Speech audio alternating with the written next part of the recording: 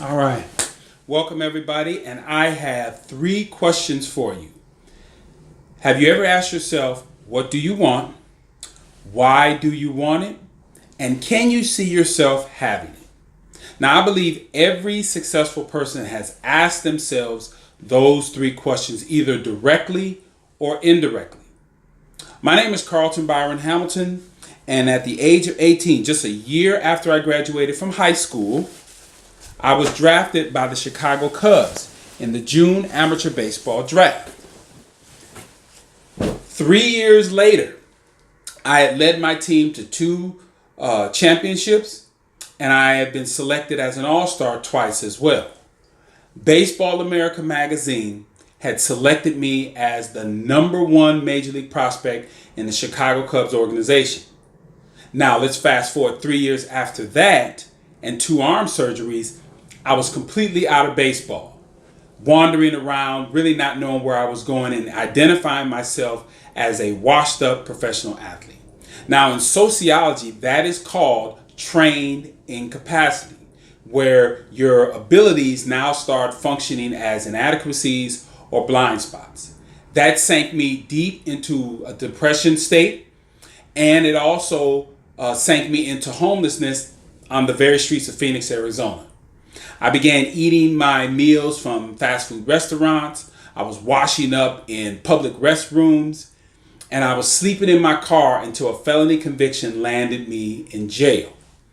Now, I'm locked up, and I'm about to receive my first visit from my lawyer.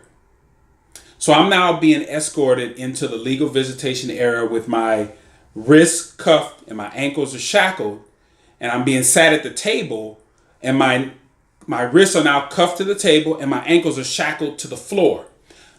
Now my lawyer is being escorted into the room.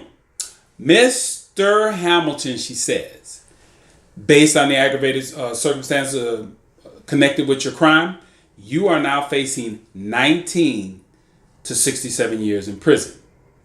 Stone cold silence in the room.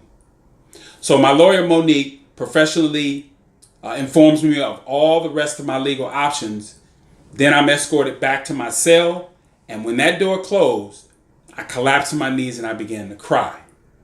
Now, as I got to my feet, I began to talk to myself. So here I am in jail.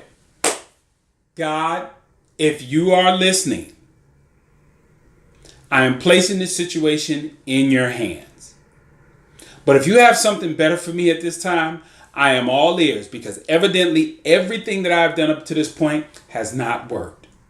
Now, something magical happened after that moment.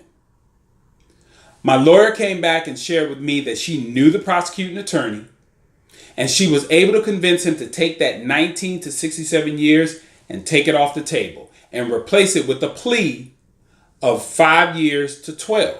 Now, when that information was presented to the judge gladly accepted the 5 years, stating that she had never seen that sort of love and support in the form of letters, phone calls, and faxes that came to her office, and also what she saw in the courtroom when friends and family, specifically my mother and father, spoke on my behalf. So now I was getting ready to start my life as a prison inmate. Now, every day that I would walk the grounds of Arizona's Department of Corrections, I also mentally in my mind would walk the grounds of Arizona State University. So that inspired me to come back to prison in my mind, come back. And I actually started taking college courses inside prison. I also took behavior improvement classes. And about 4 years to the day that I was released from prison, I walked the grounds of ASU. I also walked across the stage and graduated with my parents in attendance from Arizona State University. So since that time, I've had plenty of chances to reflect back on that. And a couple of things come to mind. First and foremost, when I asked myself those 3 questions, it inspired me. It created a vision in my mind to become a professional athlete. And I was able to play it for almost a decade.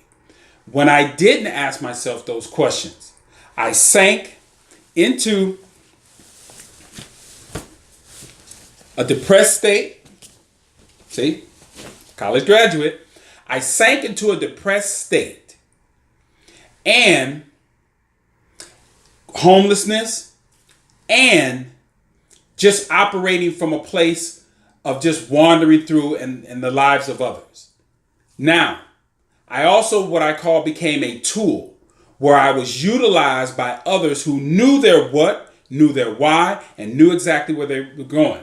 Because you see, I graduated from high school with a 1.5 grade point average. I was basically passed through a public school system. Where's my glasses? Oh, don't have them. Passed through a public school system that really had no academic culpability because I was an elite athlete. So what I learned from that is that when I was locked up, I began to ask myself those three questions. And what it did was it allowed me to reinvent myself. It allowed me to recreate myself. And it allowed me to get control of my life. And I believe it really saved my life. So my question to you is, have you asked yourself those three questions? Why do I ask? Because as you can see, I believe your life depends on it. Thank you for your time.